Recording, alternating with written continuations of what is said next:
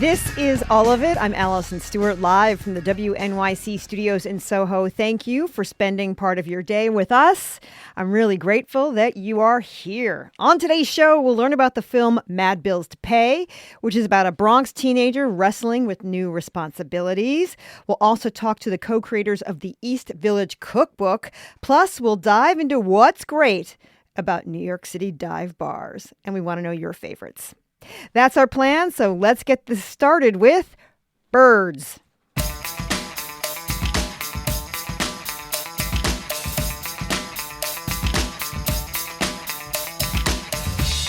Right now, it is go time for people who love birds.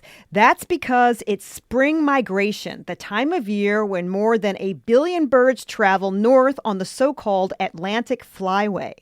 Our area is a key location on this route, with hundreds of birds stopping in the city to eat, rest, and then continue their trip, or remain here to nest. One species that visits the city each year is the woodcock. Okay, get ready because I'm going to say woodcock repeatedly without giggling. Woodcocks are these plump birds that have huge eyes, long beaks, and a way of moving that begs for a disco soundtrack. Google woodcock and dance and prepare to go down a delightful rabbit hole. Woodcocks reliably stop to refuel at Bryant Park in Midtown, where they have achieved celebrity status this year. We'll talk about woodcocks and all things birding with All of It senior producer and resident birder in-house, Kate Hinds. Hi, Kate. Hey, Allison. Listeners, we want to bring you in on this conversation. What birds are you looking forward to seeing this spring? What is your favorite place to go birding? Call or text us now. Our number is 212-433-WNYC, 212-433-9692. Or maybe you have a question, you need help identifying a bird, or you want to know how to get started. Our phone lines, they are wide open. 212-433-9692. 212-433-WNYC. Kate, why is New York City a great place for migrating birds? It's a fantastic place for migrating birds. As you said, we are along the Atlantic Flyway, which is a big north-south route. But birds sort of get funneled right through our area for a variety of reasons. The mountains that are on the east side of the Northeast, wind currents, temperature, the ocean to our right. And migrating is a lot of work. Birds are flying at night, like they're eating during the day. And so when they come over our area and they see a patch of green, because it's like a megalopolis from Boston to D.C., they're like, I'm just going to sit down and rest and, maybe catch a meal before I have to take off again. There are 2 bird migrations a year, spring and fall. Yeah. Which is better for birders, do you think?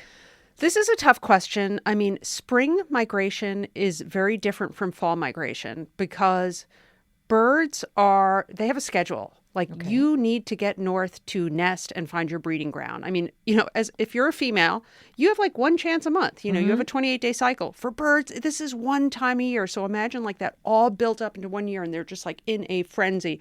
Go, go, go, go, go. Plus, they're single and they're ready to mingle. Like the males are in their breeding plumage. They're looking really good. The leaves aren't out on the trees yet, so you can actually get a good look at birds. And it's a more concentrated period of time.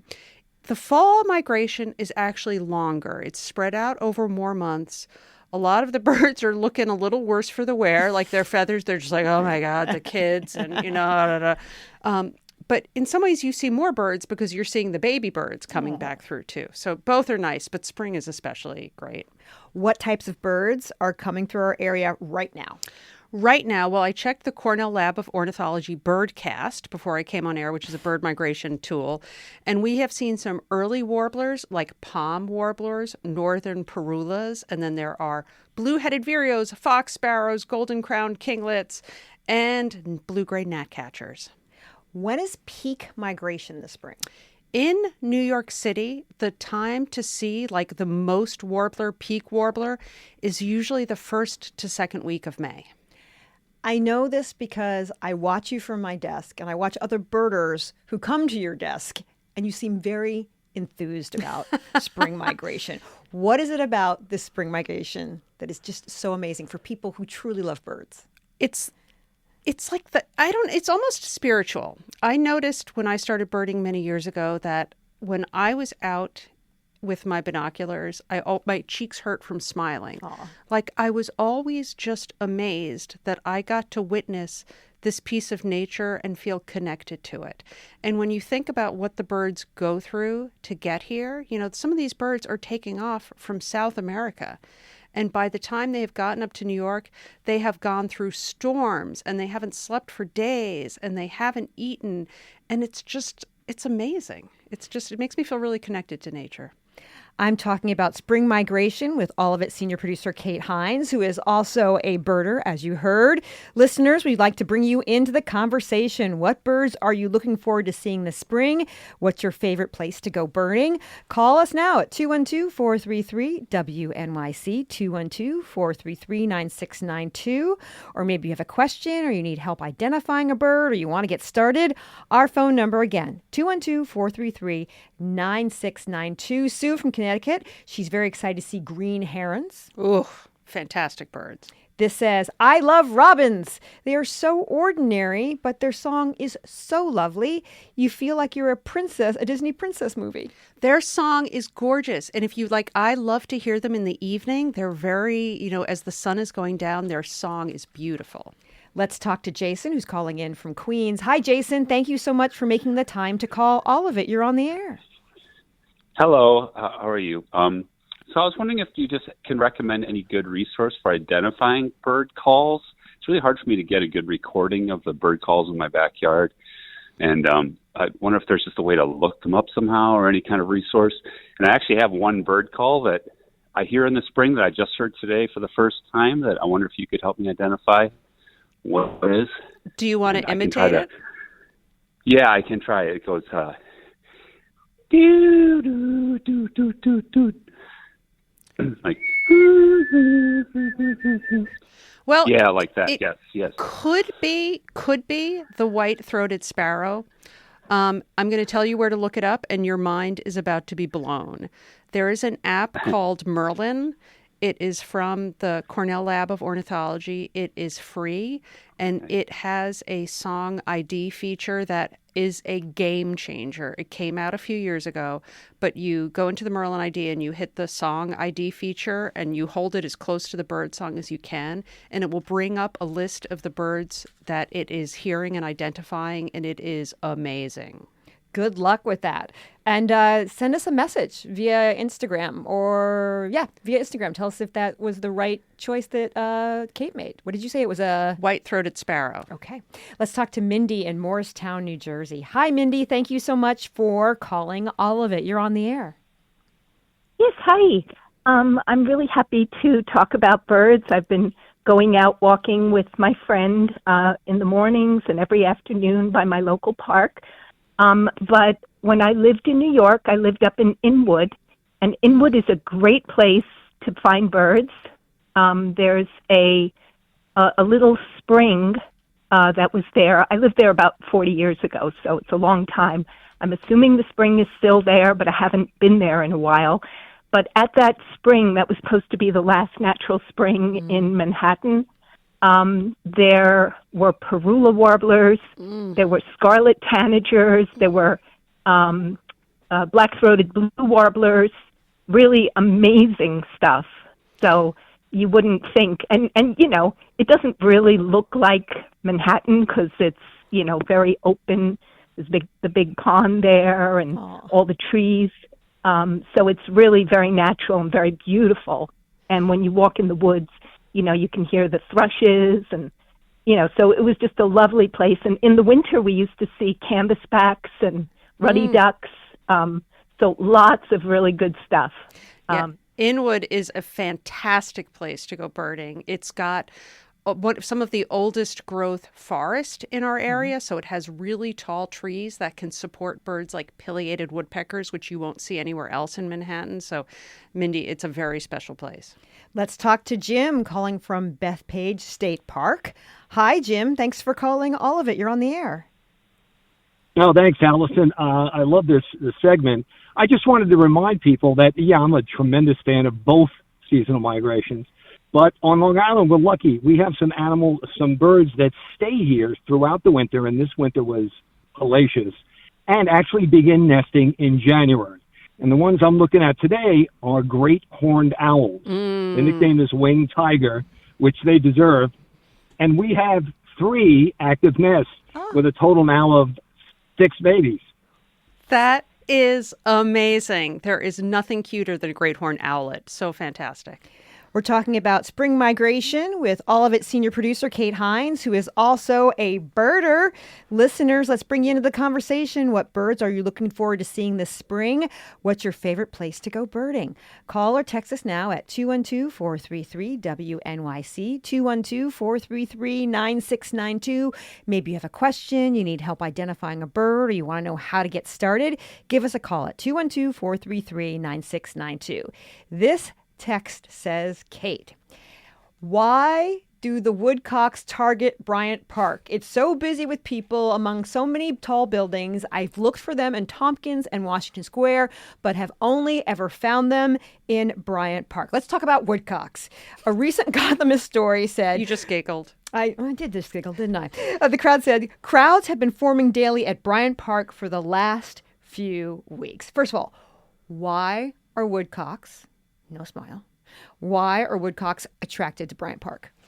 This is an excellent question. And my theory is because you can see them there more clearly. Woodcocks are actually not uncommon birds. There are a lot of woodcocks out there, but they are master camouflagers. Mm-hmm. They are brown and black. And if you see them on, a bunch of dead leaves, you will never spot them. They hide really well.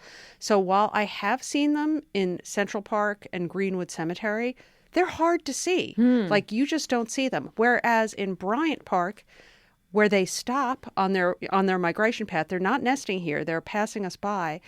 It is like Bryant Park is that one little oasis. There are probably woodcocks all over the city, but in Bryant Park, you can really see them. There's that patch of grass. There are worms there. There's a good food source for them to eat. And they're here for a few weeks, and then they go. And some good tunes, too. Good. Their movement, and no one really knows exactly why they move that way. They're sort of going back and forth, and some people think it's that they're stomping the ground to get earthworms up. Some people think it has to do with like a don't mess with me type of behavior. I think they're just doing the hustle. I think so too. I mean, they're incredibly charismatic, fantastic creatures. What do they sound like? Oh, I don't know, Allison. What do they sound like? Maybe we can play a little clip.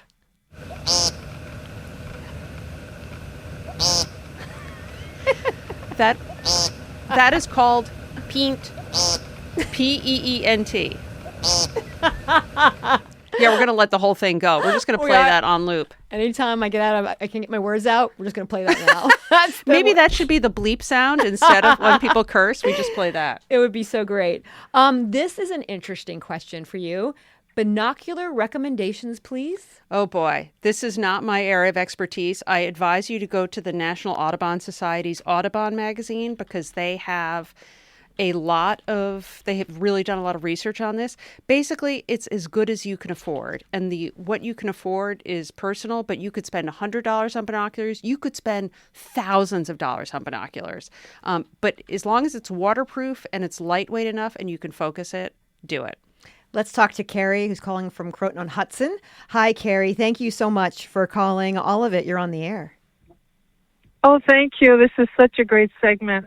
This is one of my favorite times of year. I'm a pretty active birder, and I really love the bird song. I've been trying to get up at 6 or 6:30 in the morning, and I'll hear like 20 different birds, just sitting out on my deck outside my kitchen. And it's just so thrilling to me. And one day it was like there was a robin posted, and he was literally unceasing for a half an hour, and then I stood there, and just they're setting up territory, they're striking mates, and it's so wonderful.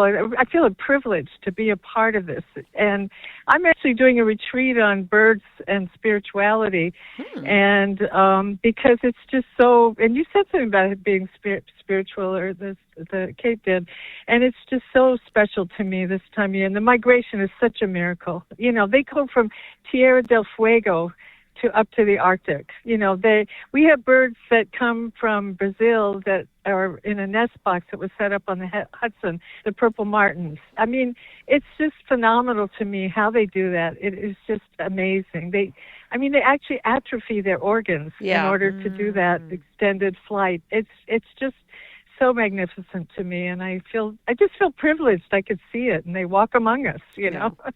Carrie, thank you so much for calling in. And let's get Sam in here real quick. Hi, Sam. Thank you so much for calling all of it. Hi, thanks for having me. Yeah, no, I'm just excited to hear everybody also excited about birding. It's a great time right now. And also, if anybody has the chance to, I'm in Ocean County in New Jersey, so we're near the coast. If you get the chance to go there, it's a great time right now. I caught a lot of really cool birds, a whole flock of about 40 white ibis coming up from the south, passed through the other day, which was just magnificent. But we're also getting a lot of really incredible warblers out in the pines right now. Yellow-throated warblers, white and black warblers, stuff like that. I'm actually on the trail right now. So Sam, we're getting a lot of good stuff out here. What do you recommend? Where is a good place to go in Ocean County, both to see warblers and then to see shorebirds? Oh, definitely. So the county parks are always a great spot. Wells Mills County Park is a really active bird site. We also do have an expert birder who works there.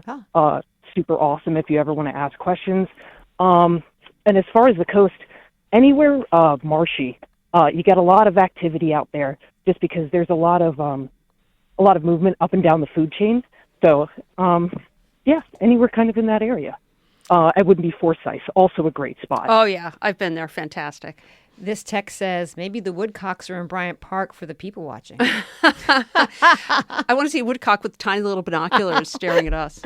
We're talking about spring migration with all of it senior producer Kate Hinds, who's also a birder. We'll take more of your calls, and we'll get some tips after a quick break.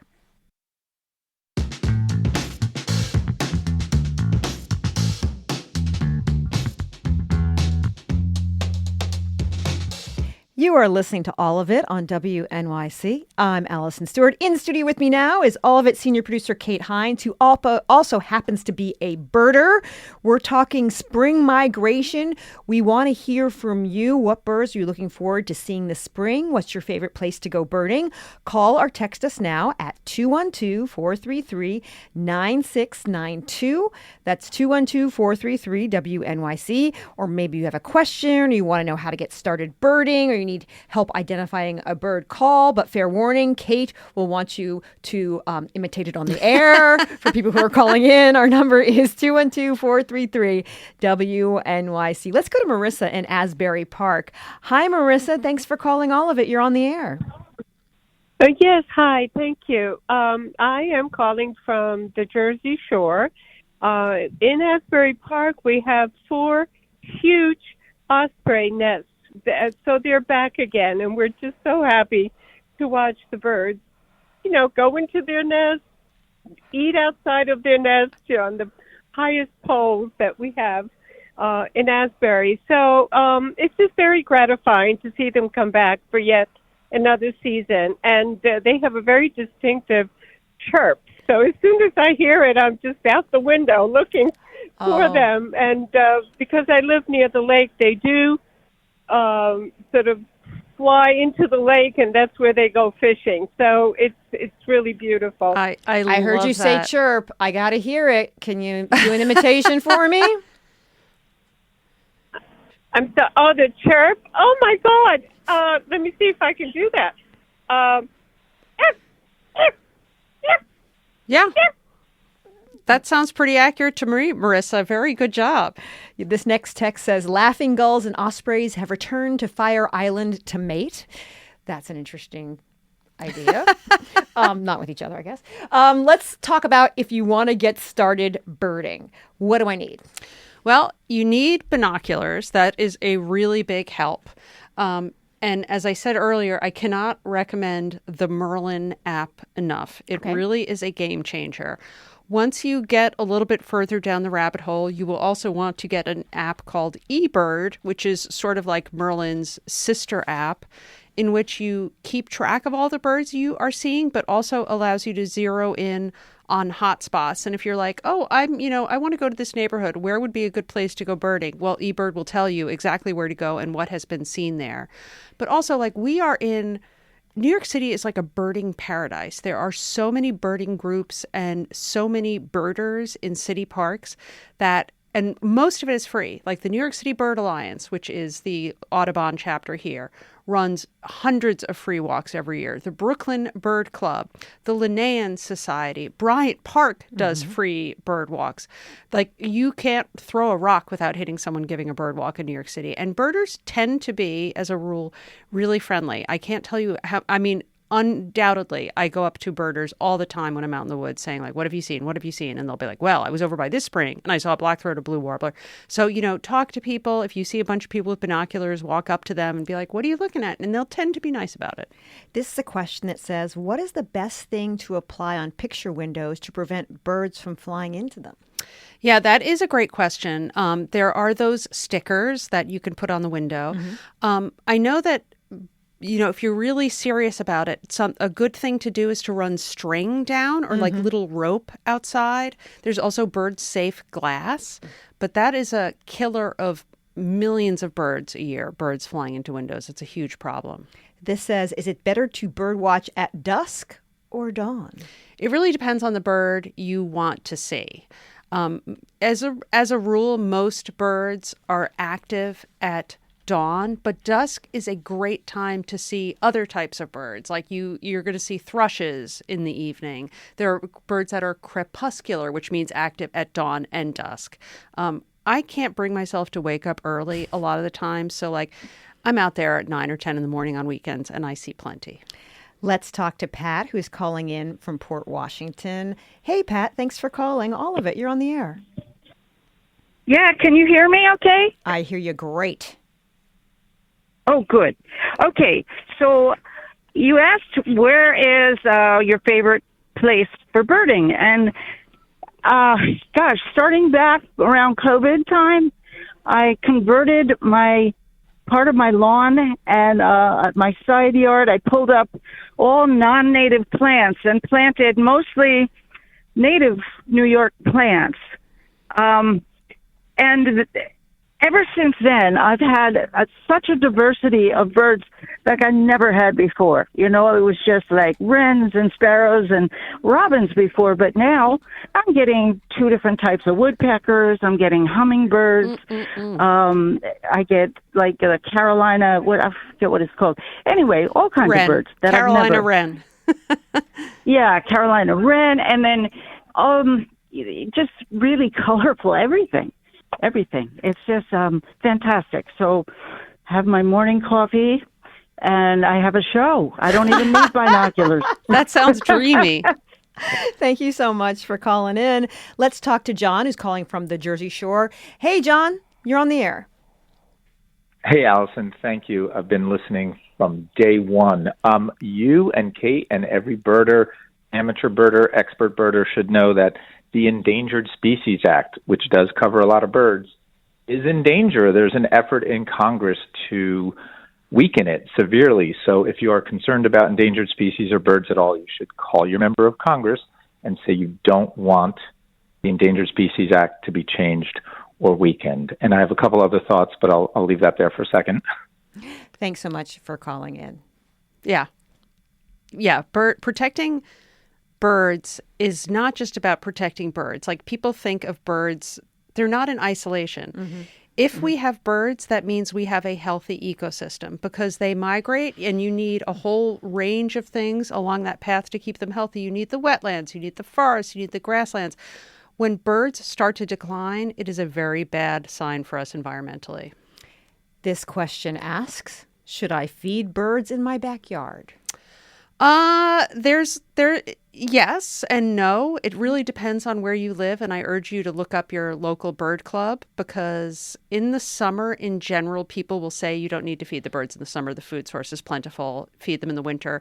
Having said that, avian flu is always a concern, and one of the places it spreads is through bird feeders. So if you do put a bird feeder up, you have to make sure that you clean it. Same as with a bird bath. You have to take that very seriously. This text says, please mention birding etiquette. The urge to capture the best photo to post can mean harassing the birds while they're trying to rest, eat, or nest. Yeah, being a good birder means practicing good birding etiquette. That is absolutely critical. You will notice that in birding groups, people will not reveal the location of endangered species or owl nests, for example, because owls tend to be very sensitive and they don't want a lot of people staring at them. Another thing that can be very controversial is what's called playback, when some people will play back calls of birds in order to attract them. And, that has caused a lot of ruckus. Yes. Locally, there's a couple of well-known birders that do that. And people will say, it's not a great thing to do because it sort of interrupts the birds doing their thing. Like they'll be eating, they'll be mating, they'll be doing something. And meanwhile, you're playing a playback call and they have to stop what they're doing. And that's just not cool. All right. Let's talk about some terminology that you may need to know if you get into birding. A spark bird. Spark bird is the bird you see that got you into birding. Lifer.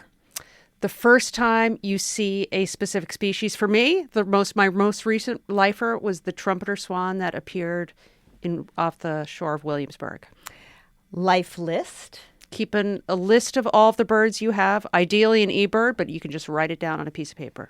Lifer pie, P-I-E. What you get to eat when you see a lifer. It started at a birding festival in Ohio. Twitching. The people who twitch are the people that see a sighting of a rare bird and go running. They jump in their cars. Like a couple of years ago, there was a Steller's eagle in Maine. This is a bird that's native to Japan, and birders all up and down the East Coast threw their bodies in the car to go see the bird. Big ear. When you decide you're going to see as many birds as possible in a specific year. Pishing with a P. Psh, psh, psh, psh. It's a way to attract birds. Oh, okay. A nemesis bird. My current nemesis bird my previous nemesis bird was the pileated woodpecker. It's a bird that you really should be able to see, and it should be letting you see it, but it's just not for whatever reason, and you're traveling around trying to see it, and it's playing hard to get. Vagrant? A bird that comes to your area that is out of its range, like a bird that would show up in New York that is not native here and is sort of blown off course. And finally on your list is fallout. It happens during migration when there is usually a big weather event, like a big storm that causes all the migrating birds to stop in their tracks and land wherever they are, which means you can all of a sudden see like thousands of warblers in an area where you hadn't seen one before. Let's get one more call in. This is Sana calling from Brooklyn Bridge. Hey, Sana, thank you for calling all of it. What do you say about birds? Hi, Allison. I just wanted to shout out the Prospect Park Birding Club. I actually don't know if that's what they're called, but they meet every Saturday morning at the boathouse on the eastern side of the park. And that's how I got into birding. It's very relaxed. It's very chill. I think a lot of people look at birding and say like, oh, that's just for like old white people who are retired. And like, that is true in some senses, but this group really does bring out a diversity of people. There's kids, there's lots of young queer people.